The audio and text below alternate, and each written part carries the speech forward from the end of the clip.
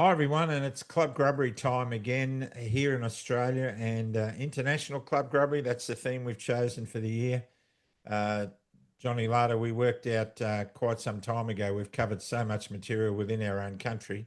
We have had a lot of international guests of renown on the program, but this year we're trying to get everyone a feel of what's going on globally. So we're talking to guests from overseas who have incredible credentials, and our guest today is fits right into that mould. And we're talking to Vincent Gircys, who's a retired senior constable from the Ontario Provincial Police.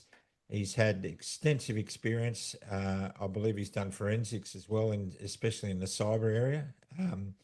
And he's been involved in police training, and his big thing is police ethics.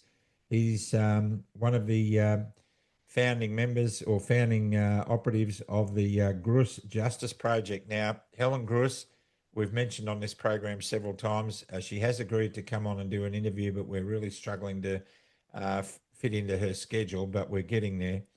And perhaps Vincent can share with us a little of what's going on with Helen. And also, more topically, as Vincent's coming to us from just outside Puerto Vallarta in Mexico, he can tell us about a civil war that's erupting there too. So great to have you with us, Vincent, and we really appreciate your time. Well, thanks so much for having me on this episode. I'm sure we can unpack some very interesting information that we find mutually effective. Yeah, I'm sure we will. Johnny, this is going to be a good interview because we have had issues in Australia in the last 5 years of police appearing to be the militia for the state governments and the federal government. It's been a real issue, John, hasn't it?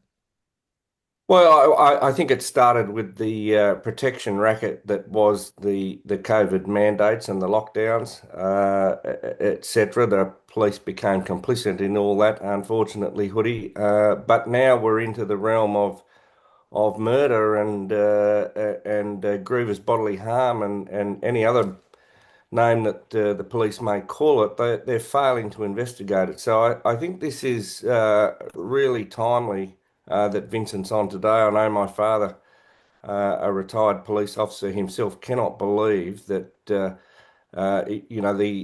police in Australia will investigate a food poisoning incident at a restaurant, but this is going on and there's nothing to see here. Absolutely. Now, Vincent, before we get into the policing issues that we want to discuss at length with you, are you now a permanent resident of Mexico? No, I'm just a visiting person here, and commonly referred to as a tourist on this continent. Okay. So at the moment, I'm surprised the mainstream media isn't covering off on this a whole lot more in Australia. I listened to ABC News, our national broadcaster, while I was driving yesterday, and they touched on a whole bunch of things like the increasing cost of house insurance and all that sort of thing. And a very tail end, there's been a bit of unrest in Mexico. Give us a broad brush of what you're seeing there and how it's playing out for you. Well, I became aware of this yesterday, about 24 hours ago. Um, the reporting I'm getting from everybody in the area and from what I've been able to see, most of the problem is in the town or city of Puerto Vallarta, which is about 2 hours north of my location. But it has had a ripple effect across Mexico. The area that I happen to be in is an area of cartel jurisdiction of the same cartel that's involved in that area. So this area became immediately locked down. Everybody had to sort of shelter in place, go back to their prospective hotels or locations of where they're staying, get off the beach. All the stores, shops, restaurants shut down immediately. And that became a bit problematic. This morning when I woke up, I would say that over 50% of what had shut down is still shut down. And some of the out of the way mom and pop shops that are off on some side streets, they're beginning to open up a little bit. But again, we're 2 hours away from that problem.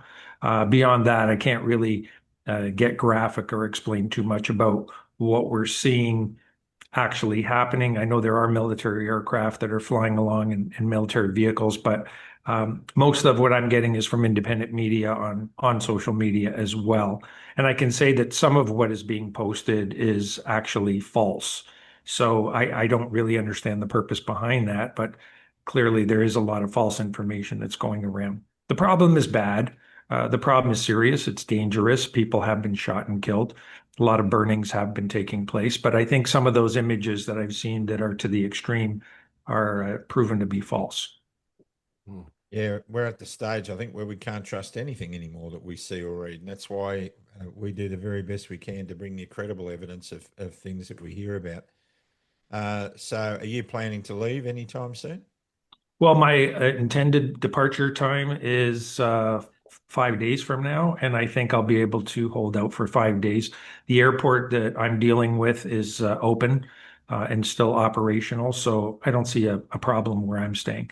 But certainly, if I were staying in Puerto Vallarta, it would be very problematic. All flights are canceled. It's created a tremendous amount of hardship because that is a much bigger location, and a lot of people are stranded right now looking for where they can eat, where they can find food, and where they can find shelter. Well, it appears if you're an American citizen, you're not very safe in Mexico now anyway, after what happened with the head of the cartel being taken out by US Special Forces. Anyway, let's get on with this. Johnny, as you said, your dad will be watching this with interest. Um, we have seen, and no doubt you've seen, you may be aware of things that have happened in this country during a peaceful protest in Melbourne at the beginning of the lockdowns. Police, what would you call them, riot vehicles, heavily armoured vehicles loaded with what looked like special forces, but they were the public order response team. Victoria Police were ordered by their police commissioner, Scott Patton, to fire rubber bullets on protesters. And we saw unspeakable things going on in Melbourne. We've never seen our police act in such a way. We've seen that across the board. We've seen heavy-handed tactics on people, even children who aren't wearing masks. We've seen elderly women thrown to the ground. We've seen people just in conversation with police officers at police stations and etc., perhaps arguing their case, just being thrown to the ground and having their head smashed into concrete. And many Australians have lost faith in their police force. It seems like our police officers, by and large, if you look at what's going on, are a gang of thugs. But we know so many good police officers who aren't that way inclined. And as a result of what's going on, there is a decline in recruiting in police around Australia. They're struggling with manpower. And at the same token, they continue to deny employment to those officers who had the integrity to stand down against the mandates or stand up against the mandates. So we've got dozens of officers all over the place with great integrity who are locked out of the system. Why do you think this is happening? Well, I have to say, just listening to you describe that, you are describing exactly what is happening in Canada in law enforcement as well. There is no different than the way you have described that. It is exactly the same.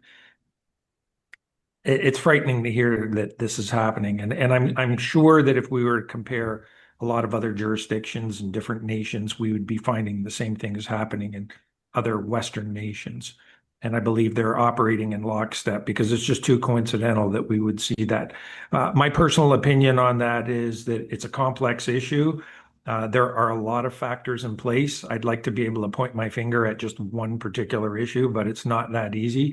There are a number of pieces in this puzzle that are seemingly all coming together at the same time, and it's very, very destructive. One thing I can say is it's an issue of integrity.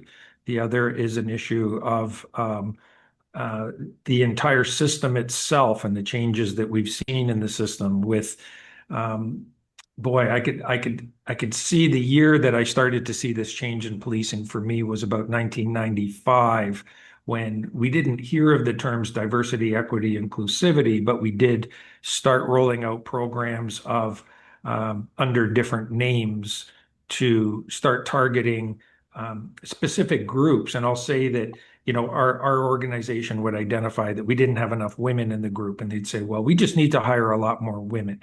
And then a year or 2 years later, they'd say, we just don't have enough Native people in our organization. We just need to target that group. And they did this. They went through several groups. And right towards the end, as I was retiring, it was the LGBT community that, we really need to target that group and we need to get more people from that particular group in.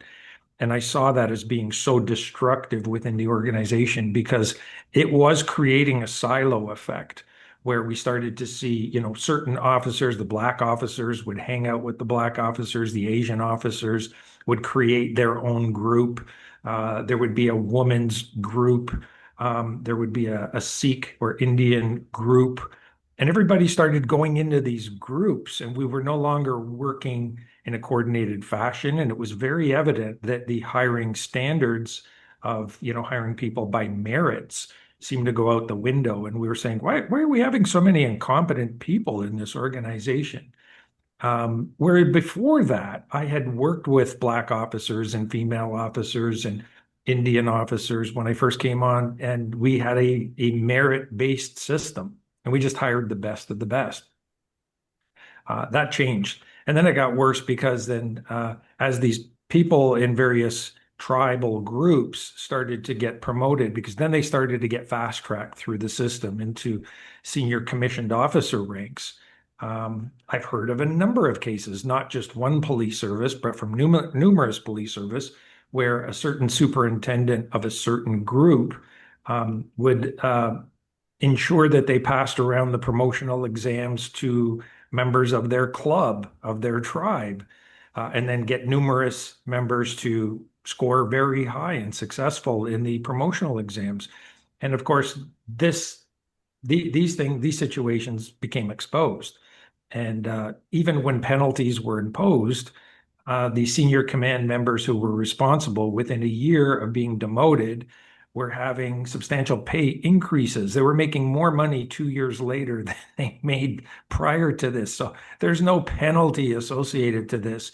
We're promoting people that are not being promoted as a result of merit, and tribalism is occurring. And then within that, we're seeing substantial favoritism in this upward promotional system to the political class. I see it no different than a criminal cartel, quite frankly. Wow. Johnny. Yeah, well, Vincent, it's interesting you described them as a cartel. I was wondering where, just so we can set the scene for the audience, where the Canadian guys are in relation to going back to work. The guys that stood up and said, "No, I don't want the vaccines." Where are they now? What are they up to? We had unions here, or the police association, that were really nothing more than a cartel. They did nothing to help those guys, and they're still out of work. So this went in a few different directions because different police services were mandating things a little differently. Some police services adhered to no jab, you're going to be terminated as of a certain date. Other services, I will say, first of all services said that. But when it really came down to the crunch and they realized that, well, this isn't going to go so well, some of the services backed down. I know my former service had at least 600 officers that I'm aware of that were pushing back. And they were actually all engaged in a civil suit or prepared to launch a suit against the agency. And then one day I showed up at a Zoom meeting to, address some of these issues, and everybody was gone. And I thought, where did everybody go? Right? We just lost 600 people. Where did they go? Well, I found out very quickly that they were given a deal. They were given a deal. So they all of a sudden backed out of this fight and, took the deal. And I just find it, and there's so many backstories that I can't even get into, but it was incredible that different services proceeded differently. But overall, there were members that were so fed up with what they were being told to do on a broad spectrum. I mean, all of it. It wasn't just the forced vaccination. It was how they were being instructed to treat the public, that a number of members just quit. They said, "I'm finding another profession because I'm not gonna do this. This isn't what I signed up for." Some of the other members stayed right to the end, and then they were given an opportunity to do at-home testing or something else to retain their position. While I would still say the majority just went along with it and didn't think it was a big deal to put some unknown substance in their body. I've made this conversation before, right in front of one of the police headquarters a few years ago, where as people are going in and out of the police headquarters, which is where a protest was that we had held, I said, how many of the officers here do you think, would respond to a drug dealer standing at the front door saying, hey, do you want some drugs? How many officers do you think would take those drugs if a drug dealer offered it to them? And what if you found out that that drug dealer actually had the largest fine in history for peddling drug fraud? Do you think the officers would take the drug from that individual? And what if the officer asked them, like, what kind of drugs am I going to be taking here that you're offering? And the answer was, I don't know. We don't know what's in here, but just take it. How many officers do you think would take that drug? Well, of course, none of them would, right? No, actually, the vast majority did, and they injected it into their arms without asking any questions. Very shocking. Look, it really is. And I spent my lifetime career in aviation, and the same thing happened. Similar to you also, we had a big group of pilots who were going to fight the organisation and stand up for their rights. And one by one, they just caved in. And what was about a 300 strong group ended up being about 24.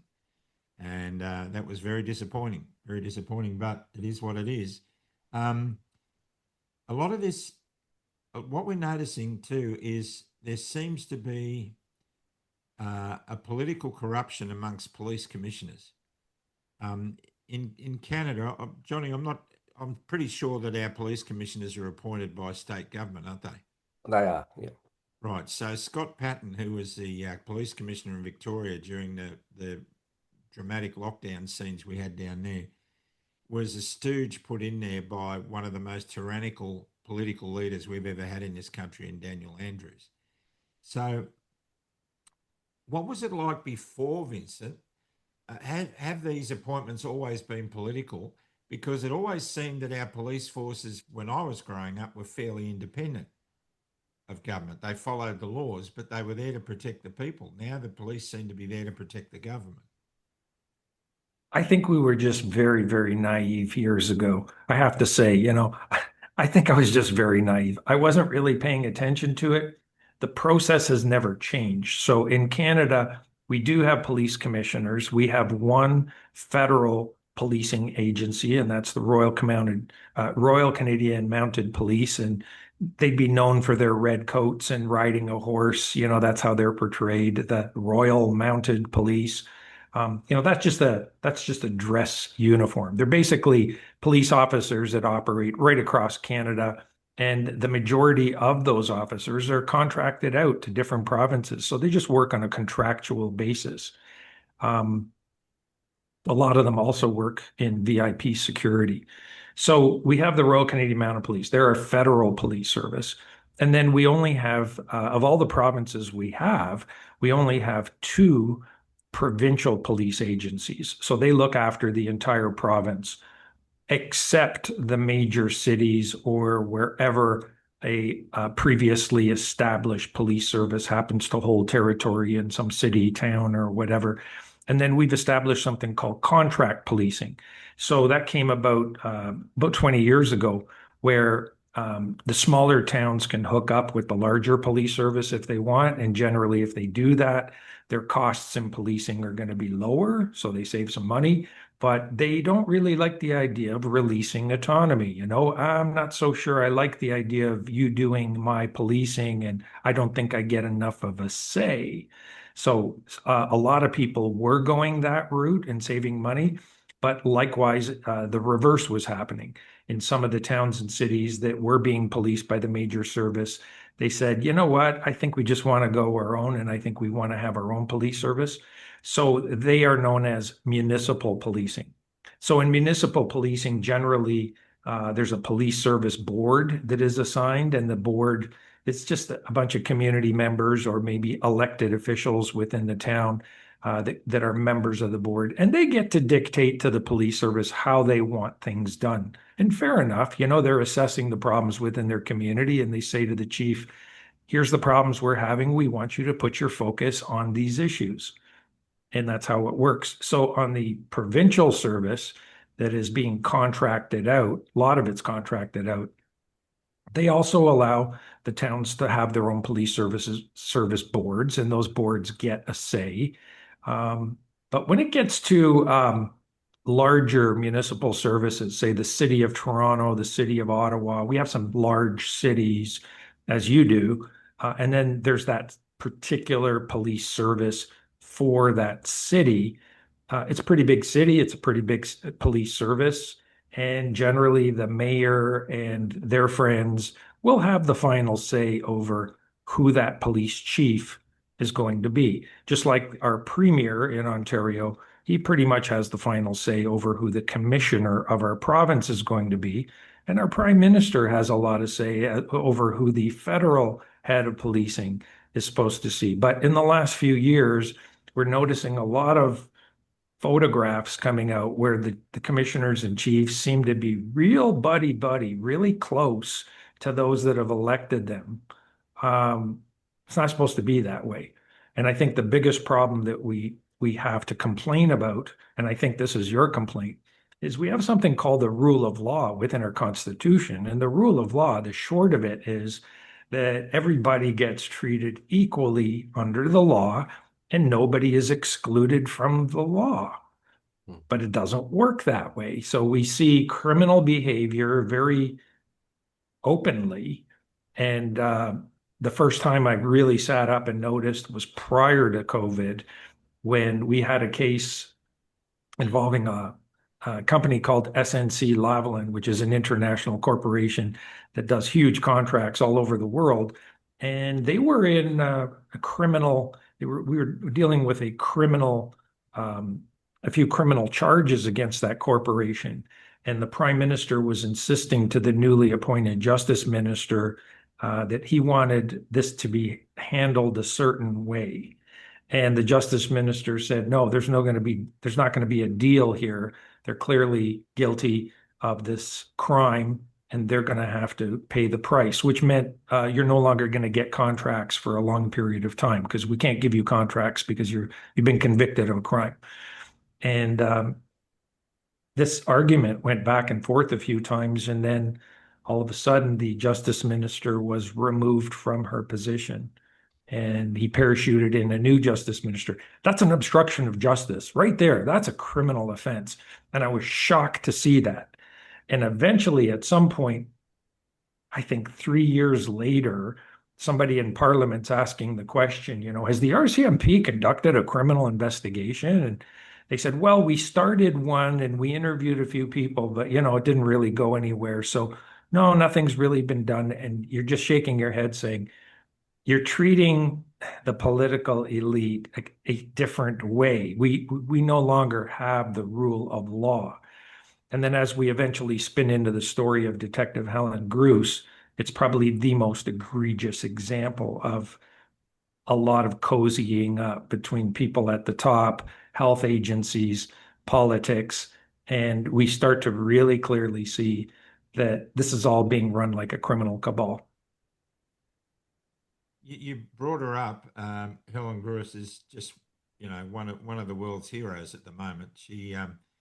She's fiercely independent in her investigations. That's pretty clear. Can you give us a broad brush of how she got into the situation, what the case she was working on, and how it's eventuated, and where she's at the moment? Sure. So Detective Helen Gircys happens to work for the Ottawa Police Service. Ottawa is the capital city of Canada, happens to be the location where the Freedom Convoy landed and protested for a few weeks before heavy-handed law enforcement came at us like what we call Australian style. Very brutal. Didn't like to see that. We thought that was just reserved for the Australians, but we got whacked pretty hard that way as well. So at around the time that was happening, Detective Gircys had been fortunate enough to make her way into something called the SACA unit. That's the Sexual Assault Child Abuse Unit. It's a very specialized unit, and you've really got to be good in your game to be a member of that team. to investigate sexual assaults and why young children are dying. She has a stellar career path, always been commended. I would say that she was clearly on route to be promoted up through the ranks. She was an excellent officer with excellent performance evaluations. But Helen's part of her job is to connect with hospitals on a regular basis, check the statistical data of, are infants dying? Are there any new deaths that occurred? And so what she became aware of by virtue of the position that she's working in is that there was a threefold increase, a 300% increase in the death of infants in hospitals in her area. And so by being concerned about that, she just started asking some questions. And she had already been vocal within the police service about her concern about the COVID vaccination, about this new mRNA technology. She was aware of Pfizer's own data that had come out in 2021. And she was just very concerned. So she started asking questions.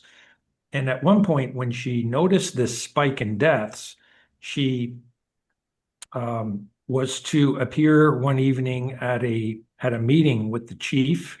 It was a roundtable meeting with a lot of individuals about events of what's going on. She accessed the police database the same day of the meeting to double check the numbers to confirm that the numbers hadn't changed or she was wrong about the numbers.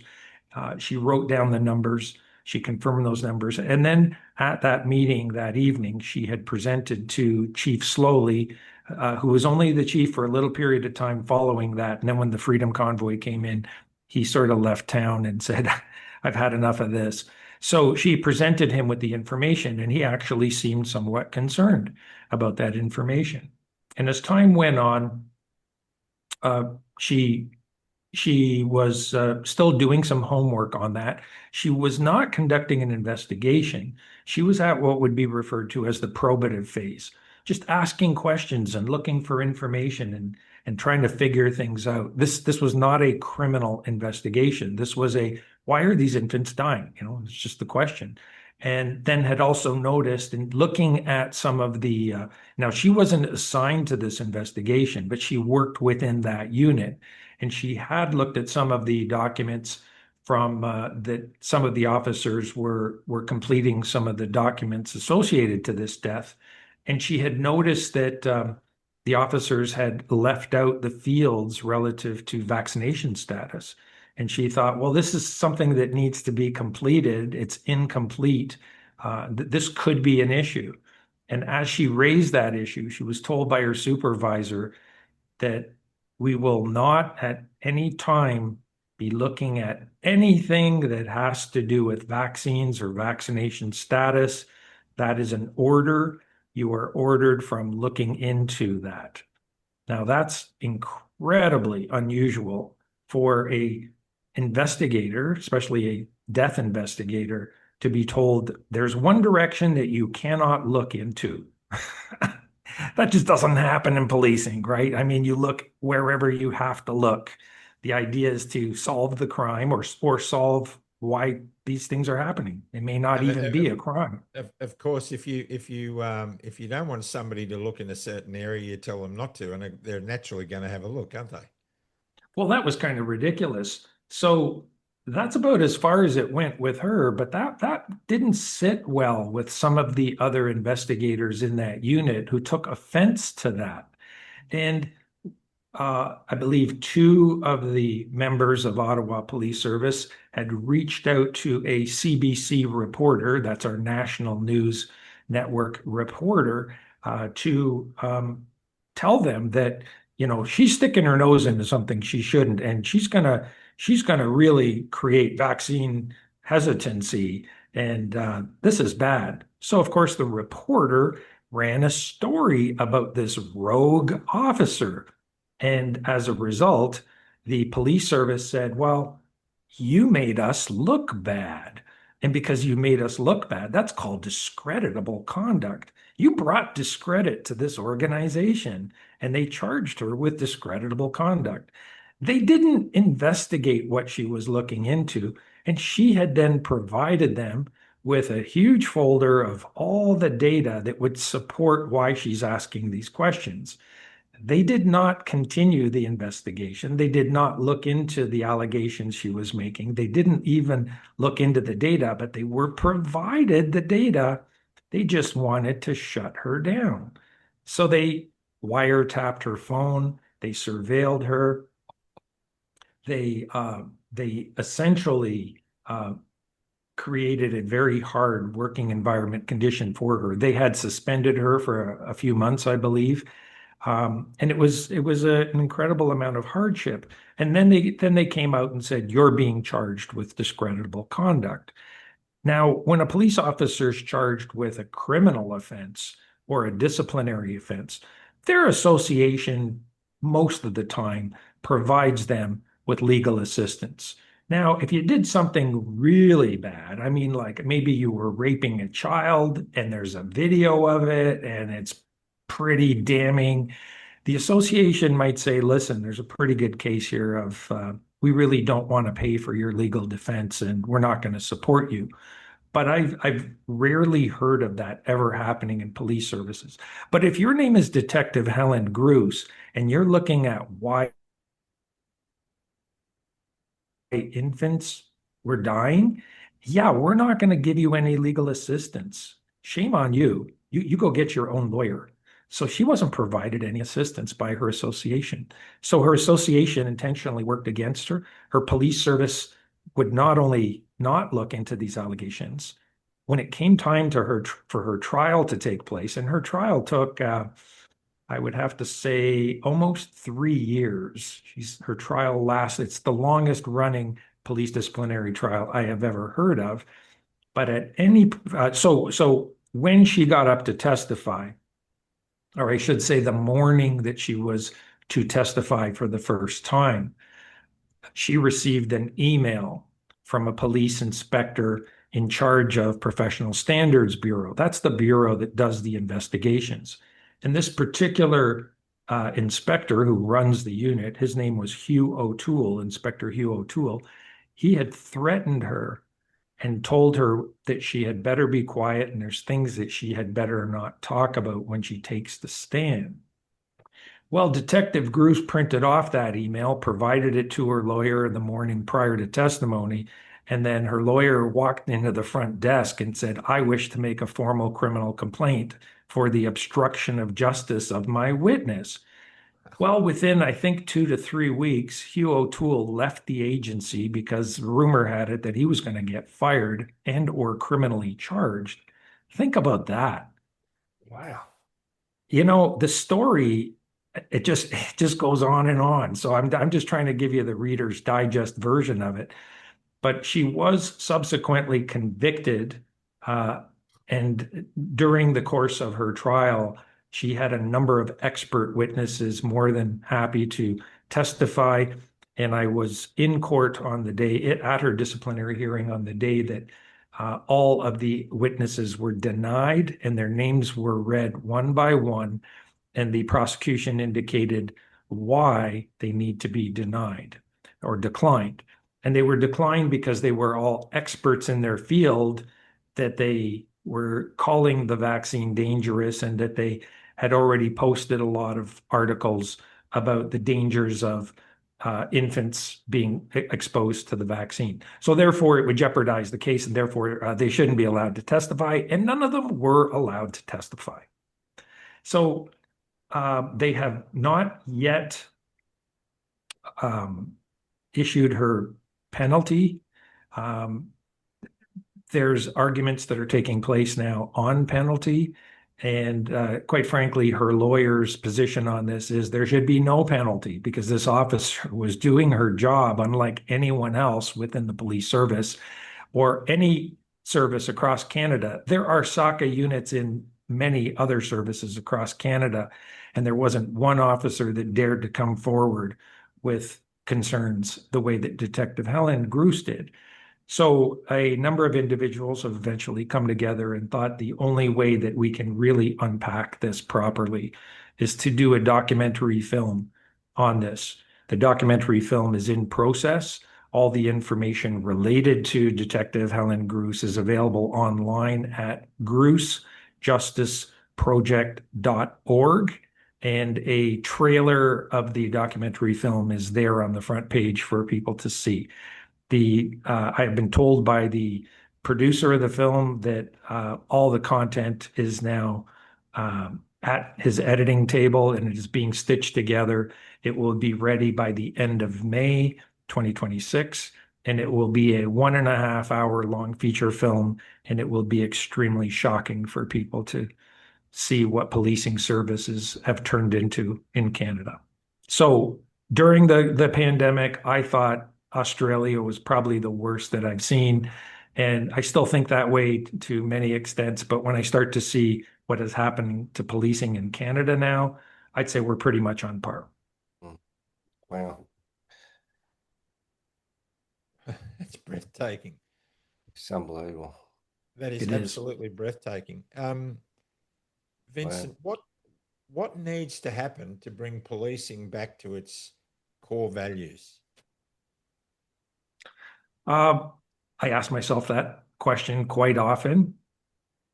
I sometimes believe that it is just not going to happen until we have a complete societal collapse, because we're dealing with a very powerful position within the state. There's nothing really more powerful than those that have the exclusive use of force within our country. And nobody wants this exposed. Nobody wants this discussed. Nobody wants this to percolate to the surface. And it benefits them. And when I say them, I'm not talking about the frontline officer working on the front line, trying their best to navigate the insanity that they have to deal with. And it is insane for them, the things they're being asked to do. But from the perspective of the leadership that has become, first of all, so mystified by the propaganda within the media, and then developing the relationships they do as they ascend the chain of command, there's no question. I see commissioners and chiefs of police retiring to very prominent positions. Their retired salaries in these prominent positions pay far more than their current positions pay, and they get these wonderful, lucrative positions that takes them into the dream world, and they don't want to give that up. So these nasty working relationships that they've developed with the powers that be, the Helen Gruce story it's I think a wonderful story that explains. It doesn't answer the question, but it sort of shows the working relationships and the insidiousness of these working relationships. So first and foremost, I say police officers don't recall their oath. All the police officers during COVID that I asked, do you remember your oath? None of them, not one, could recite their oath. And that's become a really big problem.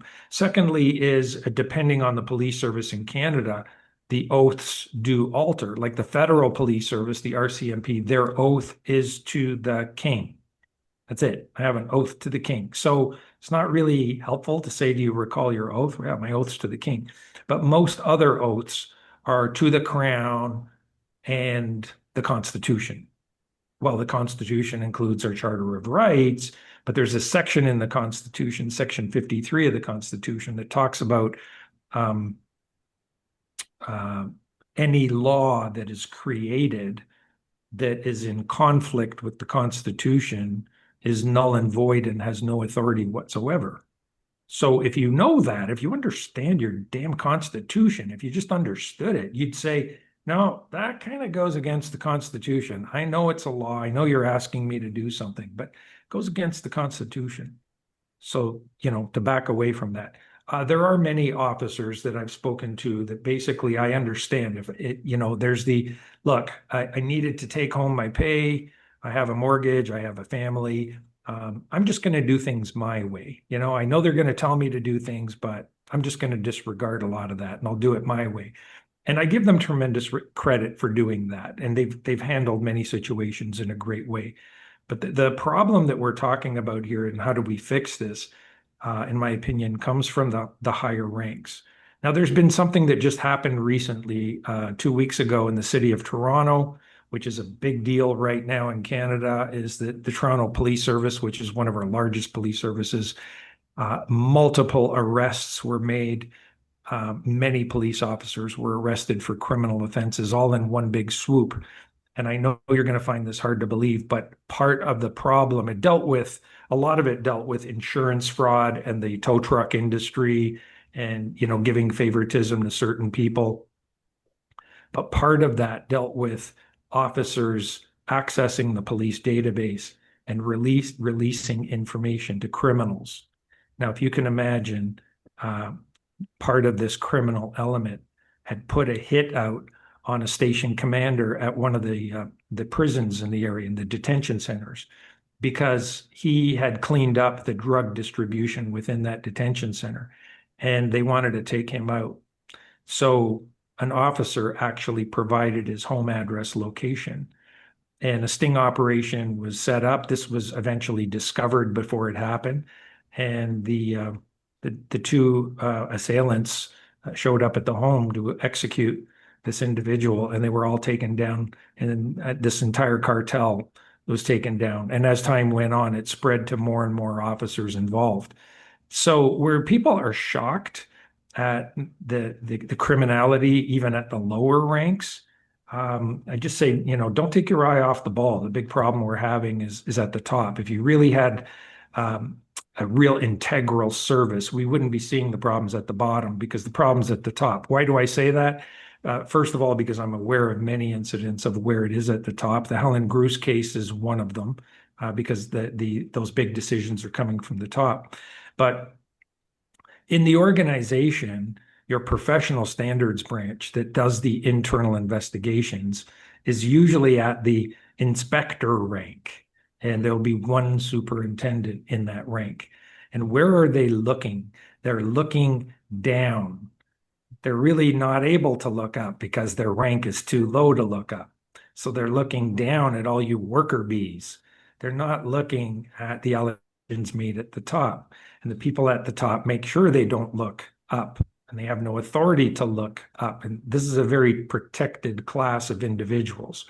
So one solution that I see that would be highly effective is a independent agency that has a civilian component in it. And it has to be extremely independent of politics, independent of governance.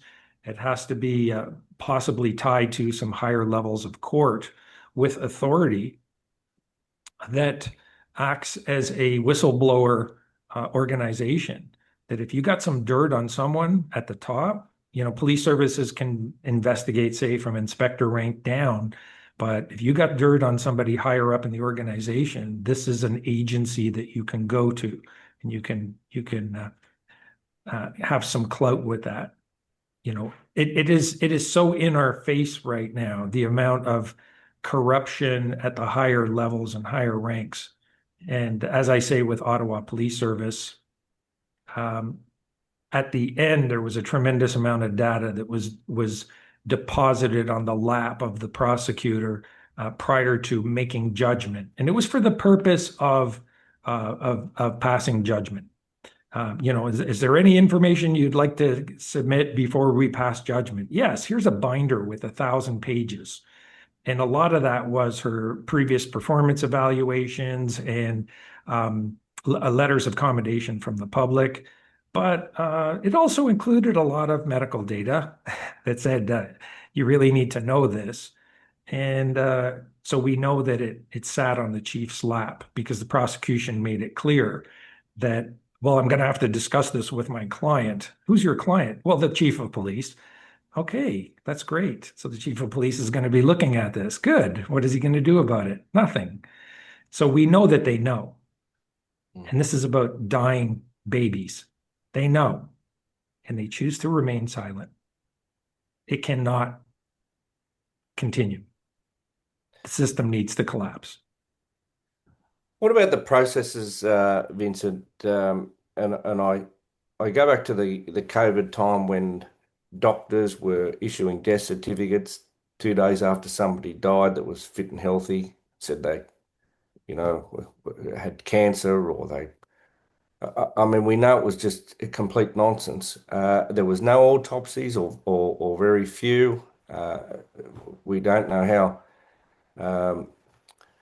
how much intensity was put into those investigations. It just seems like that they were written off, no links. I mean, you can find somebody's DNA from 30 years ago and link them to a crime, but we can't find out whether spike protein's causing cancers or deaths. I mean, it just seems madness.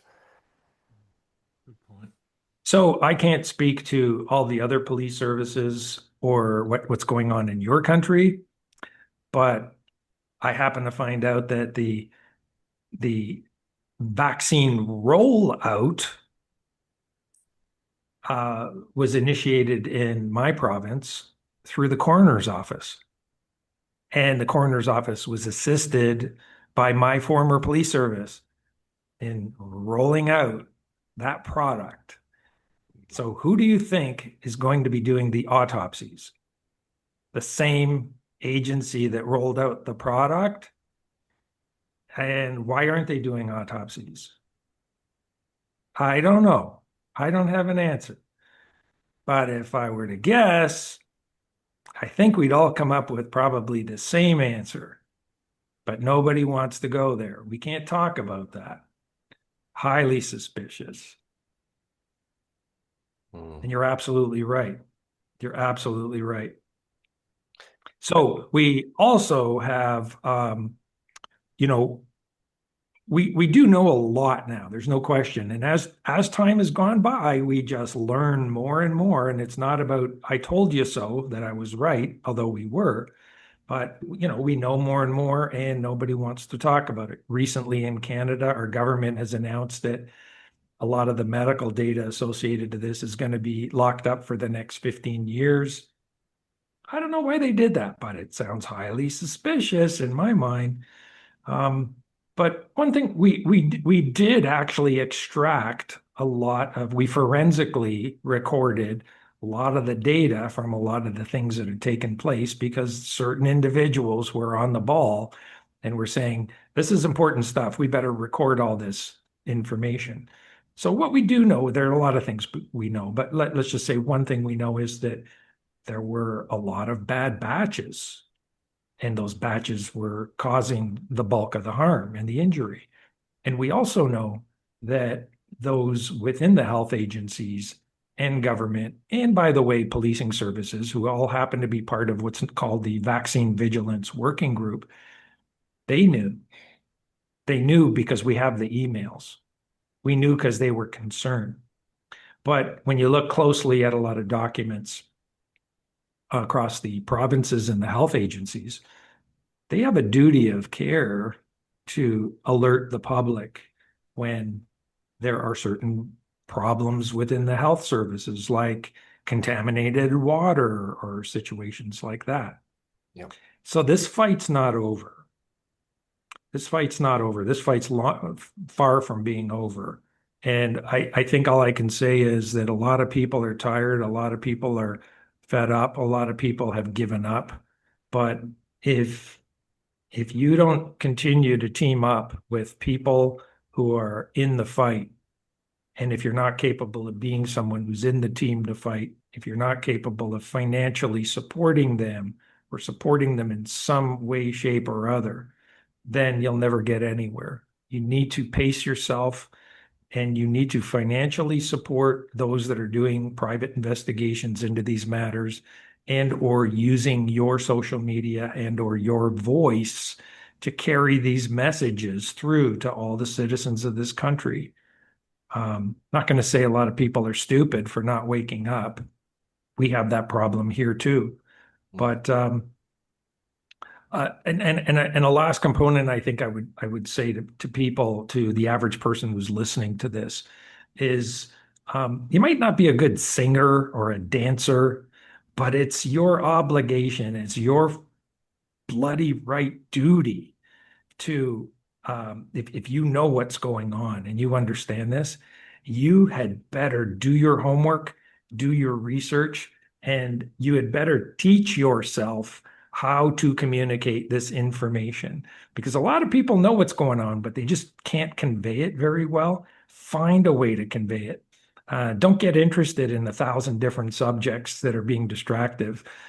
Focus on one or two that are as important as these, and research them and get to know the data, get to know the information, so that when you talk to somebody, you actually sound like somebody who knows what you're talking about because you've done your homework. Don't say, I saw this video and it was really cool and this is what it said. That's not going to help. Become the expert, and it doesn't take much. Just understand, do your research on what's going on here, and understand and stick to these areas, and then you'll become really good at speaking about them. And then it doesn't matter who I bump into or where the conversation goes. I can steer it in this direction. And eventually you'll win people over, saying that this person seems to sound like they know what they're talking about. Certainly working over here, we're seeing a lot more people waking up as a result. And I think we're up to 600 odd interviews at the moment. We had one of your comrades, Ted Kuntz, on the program. We've had Sherry St. Louis and various others from Canada sharing with us, and yeah, we've had the best of the best around the world in this subject on the program, and we still struggle to get it all outside the bubble, but we keep persevering with it. And you're right. I'm so glad you mentioned don't go down 1,000 rabbit holes. Just stay focused. We get a lot of flack because we're not covering off on certain issues that seem to be topical of the day. But our mission when we started, John, nearly 5 years ago, was to end the mandates, keep the borders open, give parents the right to vaccinate if they choose to. The parents should have rights over their children. And we wanted anyone adversely affected by this to be properly compensated and reinstated. And we wanted a royal commission at the very least. Not that you can actually trust many royal commissions, but that was our mission, and occasionally we go down and look at various aspects of corruption that seem to occur around all this. And one of those, of course, today is the Epstein files, which is very interesting because apart from what seems to have happened publicly with the former Prince Andrew, there doesn't appear to be a whole lot of policing going on around the information coming out of that. And many of us are starting to wonder whether this is a giant distraction. And many are asking the question, is anyone in the higher echelons ever going to be taken to task on it? What are your thoughts? Well, is your group familiar with Project Tala in the UK? No. No, I'm surprised. This is something you're going to have to look into. So Project Tala in the UK is something that surfaced a few months ago by Mark Sexton. Mark Sexton has done tremendous work in the UK as a former police officer who's been calling out all of this the same way we have. And Mark Sexton discovered some conversation about Operation Tala where they were all patting themselves on the back, and he chose to read some of the documentation. And what he discovered was that there was a directive from the chief constable in the UK to all police services across the UK that if any information comes out from the public that they want to present you with something about COVID, you are not to take the information. You are not to launch an investigation. You are not to conduct any investigations into anything regarding COVID. This was a directive from the chief constable. And Mark had started to do some extensive work on exposing Operation Tala. And because now the government's claiming it was a very successful operation. Well, yeah, successful to you. Criminality is what it was. So, and I believe in 2017, 2018, there was a specific law that was created in the UK for policing that said you shall investigate everything. There's no sweeping anything under the table. So how they were able to circumvent that, I don't know. But we have been trying to do some work from our end to see if we can find some documentation linking to that. Because although at this time we don't have any documentation linking to it, I have to say, why is it that in Canada, our law enforcement services behaved in the exact same manner? Like Exactly. And probably in Australia as well. Yeah. So, so we may not have documentation on that, but I'm sorry, that is just too highly suspect. Wow, we need to get in touch with Mark Sexton. Yeah, well, I was going to ask you about that, Vincent, because I don't know how many times people have said to me they've gone into police stations. I've done it myself. I've sent numerous emails to the homicide squad commander in New South Wales and never even got a response. So it just demands further investigation. There was probably, if we do an FOI, there's probably paperwork, email trails demanding that police don't investigate anything in relation to COVID. So every time somebody went in there, irrespective of who they were, I mean, I know former Lieutenant Colonel Kevin Lockray put together a very extensive package and gave it to the police with others, and it never went anywhere. Well, one thing that we're seeing as well, there was a directive that came out from the government to all government staff on the federal side of things. Something along the, and this was cabinet ministers and members of parliament, something along the lines of all your emails have to be deleted and destroyed within 60 days, and text messages or something can only be held for 30 days. I mean, what's going on here is that there's just a sense that people are starting to wake up. People are starting to ask too many questions. We need to clean our trail. We need to get a broom out and just dust our tracks. And quite frankly, the only people that do that are criminals. And so I don't know how much I can tell you or how many different ways I can repeat it, whether you want to call it a cartel or a cabal or a cult. These people are now all covering for themselves and they just don't want this coming out. But quite frankly, we just know too much. There is too much information that's come out. Are we just going to let it go and move on to the next thing? Or are we going to call it out? So back to this issue of, 1,000 different rabbit holes. I'd say to people, if you've got something you're working on that is more important than what I'm working on, please tell me because I will stop what I'm doing and I will shift gears. But I'm personally only going in two different directions. My one direction is the Gruce Justice Project. That's my main core because the two paths that I like to follow is the dangers from the COVID vaccines, the dangers and damage that has been done from that. And then secondly, our justice system is collapsing.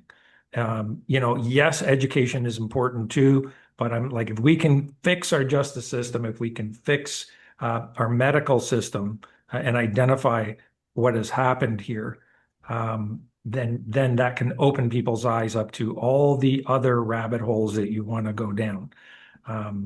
But it's not effective if we're going in. If we stretch ourselves too thin, we don't have the bandwidth to really affect any change. So true, so true. Audience, please take note of what you just heard. We can't be across every issue here at Club Grubbery. We know that they're going on, but we're focusing on the main target. We've got to stay mission focused, otherwise we lose our objective. Now, I just lost train of thought, Johnny. Just in terms of where we go to now, Vincent, do you think there's any value in pressuring? We've got a new police commissioner in New South Wales. Do you think there's any value in putting together, an international package that sort of could be unified and used, on the back of, say, something like this documentary that you're involved with Helen? I mean, that seems to be the perfect springboard to really bring this out. Well, my logic in this is, you're being blocked at every single turn. So what can you do? And quite frankly, my opinion is nobody likes embarrassment. Nobody likes to be exposed. And I don't want to say anything about anybody if I can't prove it. But if I can prove it, you deserve to be exposed in a big way.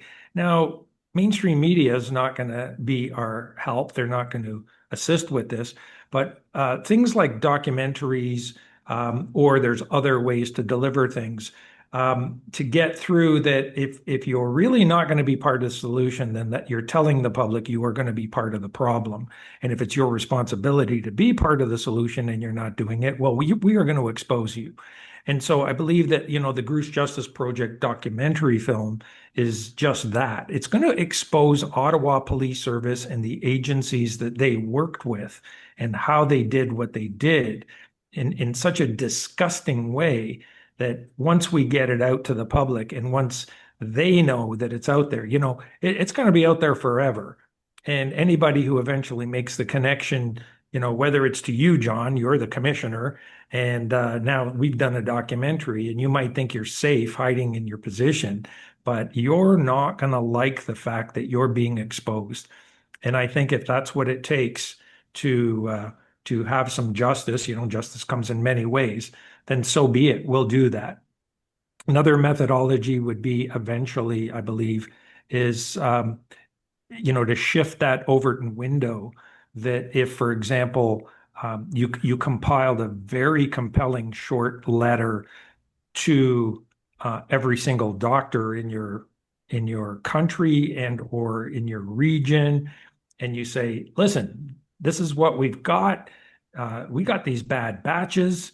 These bad batches are known to have caused all this harm. Were you aware that there were bad batches? Because I'm telling you, our health agencies knew there were bad batches. I'll bet you they didn't tell you, and they certainly didn't tell the public, and they didn't warn us about those bad batches. Don't you think the public needs to know?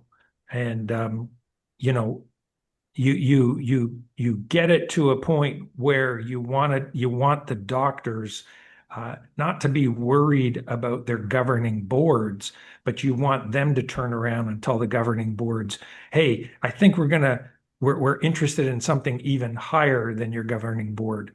Apparently your governing board knew about this or should have known about this. And do we need something higher than your governing board? Because we can never allow this to happen again.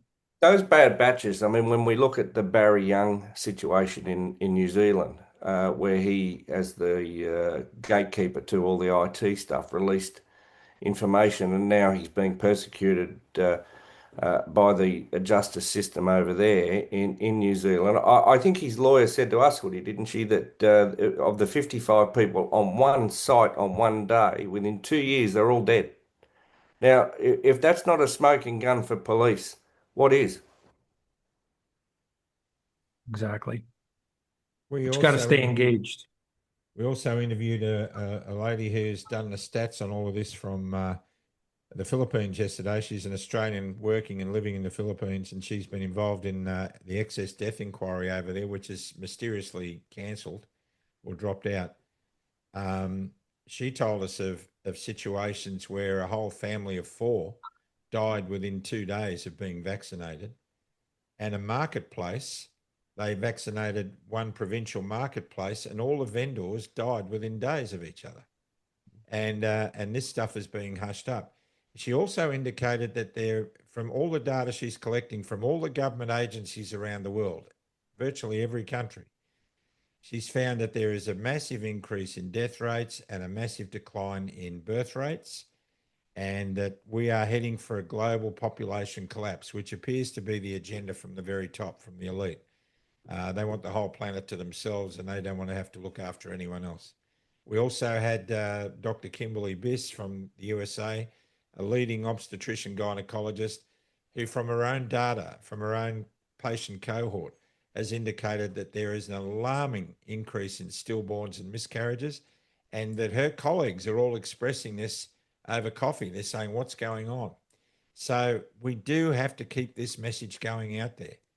And last night's interview that we did with Sally Clark, that did all the stats, is going with a covering letter to various politicians in Canberra and other people involved in this fight to make sure that this data is at least received and looked at, because it can't be denied. It's government data.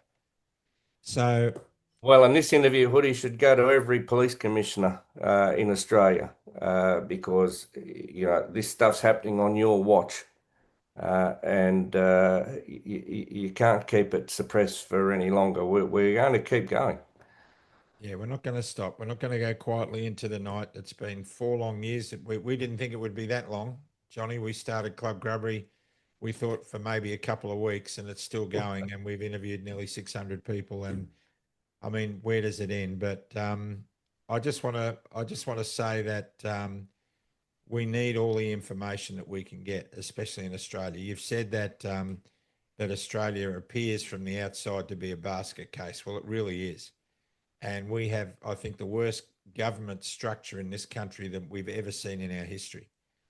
We have Labor governments which are so woke it's not funny, and they are policing everything. They brought in new hate speech legislation. A cafe was shut down because they had a satirical poster with a swastika on it, and they were actually bagging out fascism. But the cafe was shut down because they had a poster with a swastika on it. It's just going crazy. It's going nuts, and nobody is game enough to speak out anymore because they're afraid that they're going to be locked up. So we have to keep the fight going. You know, your island sounds like a penal colony. That's how it started. I think you guys It's have terrible. gone full circle. I don't know what's happening. It's terrible. Uh, so I don't know. I'm sure you have, but in case you haven't, have you heard of the National Citizens Inquiry that we're doing in Canada? Yes, yes. Okay, so if you understand what it is, we have a website, nationalcitizensinquiry.ca. It is highly effective, and a lot of people will just say, "Yeah, okay, you keep holding these inquiries and obtaining this expert testimony from so many people, so then what?" And I have to say that all the testimony that has been collected from the National Citizens Inquiry, in one way, shape, or other, it gets put to good use, and it doesn't disappear. It's always there, and it's valuable information. So at some point, you might want to consider that. We find it highly effective, and we're willing to share this information across the world.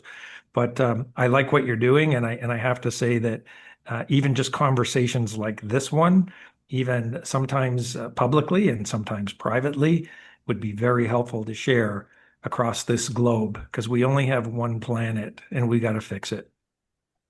Well, there is a movement building, in particular out of Canada, where a lot of very deep freedom thinkers are actually, and truth seekers are talking and sharing information and linking contacts. I mean, that's how we came to get your interview, Vincent, through that Thank network, you. and we're going to continue working with it. And we Well, look well, forward we to have the continuing. information. We have the information. We have to develop strategy and then deploy. And there are some great strategies out there, and there are some great people working on this as well. There sure is, and you're one of them, Vincent. So I think we need to bring this one to a close. We'd love to get you back on again. Anytime. So let's close it with a prayer and then final comments.